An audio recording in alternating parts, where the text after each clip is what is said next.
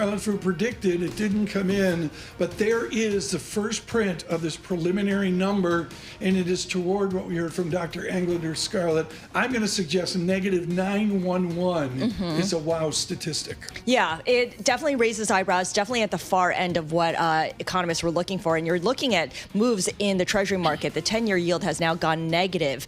It was slightly higher, now lower at 4.0359%. The 2-year yield also gone negative. I mean, you look at it in terms of net change, it's little change, but they were higher. Gold over $3,700. That too. I know it's tangential, folks. Good morning, Dennis Gartman, James Steele at HSBC. To see gold explode up $33, 3710 on gold. I have green on the screen, a little bit of an equity bid, the VIX 15.37. Let's go through the interest rate complex, Scarlett, before we go to IRA Jersey. I guess what I'm really looking at is the emotion here. Do we get a 10-year yield below 4%?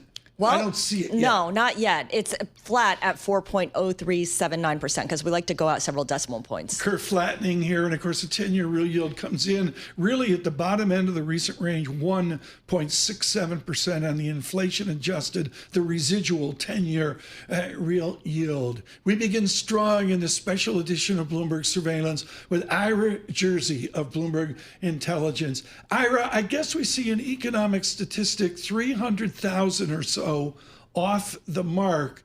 What does it mean for a bond market to see our labor so beleaguered?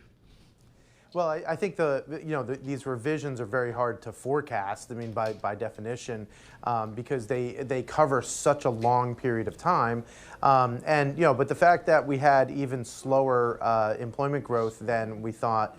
And had forecasted, clearly the market took that as bad for the economy, and that's the reason why you saw bond yields go from up a little bit in the front end to flat to maybe a little bit lower in the front end.